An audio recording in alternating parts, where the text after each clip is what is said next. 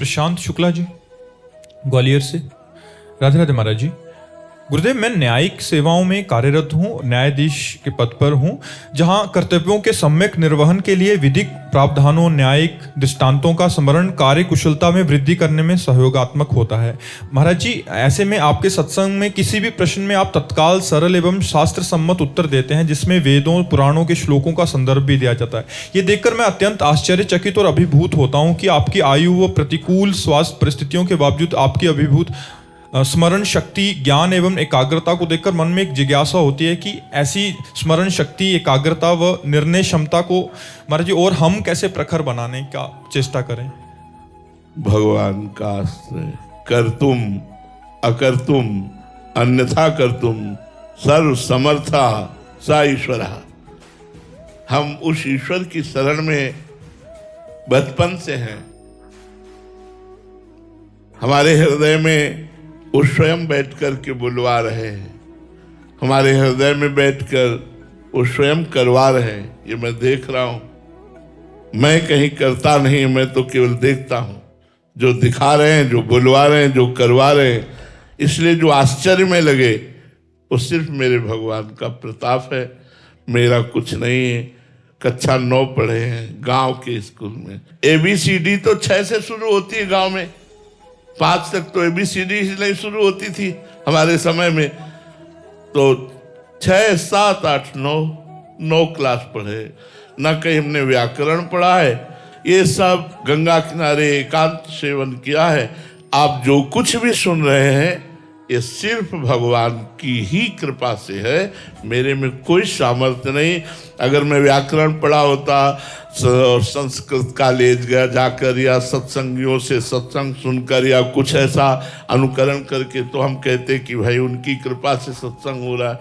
कहीं नहीं गए। ये हमारा स्वभाव ही नहीं था बोलना। ये तो वृंदावन धाम ने बुलवाना शुरू किया है, ये तो श्री जी ने किया है, नहीं तो ये सब स्वभाव ही नहीं था। अपने बस स्वरूप में रमण करना, श्री जी ठाकुर जी का चिंतन करना। तो ये जो कुछ है, मूकम करोति वाचालम पंगुम लंघयते गिरिम यत्कृपा तमहम वंदे परमानंद माधवम। जो मूक से बुलवा दे, लूले लंगड़े से पहाड़ फंदवा दे, वही कर्तुम अकर्तुम अन्यथा कर्तुम परमात्मा की केवल लीला है। मेरी कोई सामर्थ्य नहीं है कि मैं उत्तर दे सकूं या मैं कुछ भी कर सकूं। शरीर की ना सामर्थ्य है, ना मन की सामर्थ्य है। अगर सामर्थ्य है तो ये प्रियालाल की सामर्थ्य है, मेरी सामर्थ्य नहीं है। अनुराधा यादव जी, गुरुग्राम से। गुरुदेव भगवान, आपके श्री मुख से सुना था एक बार, चलती चक्की देखकर दिया कबीरा रोए, 2 पाटन के बीच में साबुत बचा ना कोई।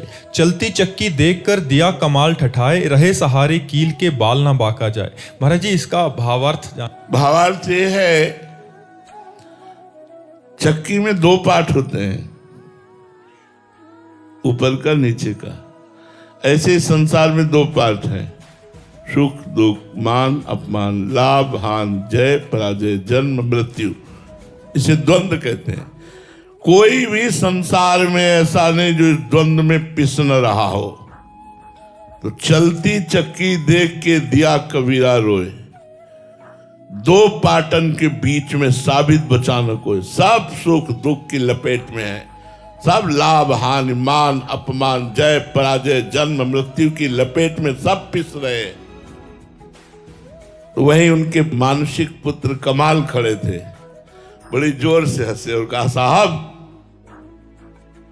अगर कील के सहारे जो दाना आ गया तो पूरी चक्की में पूरा आटा बन जाएगा, लेकिन वो दाना जो कील के सहारे आ गया उसका चक्की कुछ नहीं बिगाड़ सकती।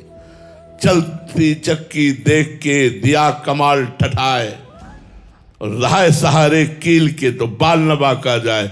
तो इस द्वंदात्मक जगत का मूल क्या है?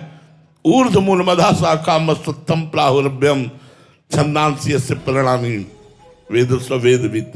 जो ये जानता है वही ज्ञानी है। क्या इसकी ऊर्ध्व मूल है? कौन? बोले मैं भगवान श्री कृष्ण करें, मैं स्वयं इसका मूल हूं। तो मूल चक्की का मूल कौन होता है? जिसपे वो 2 पार्ट टिके होते हैं, वो कील कहा जाता है। तो इस द्वंदात्मक जगत की कील कौन है? भगवान।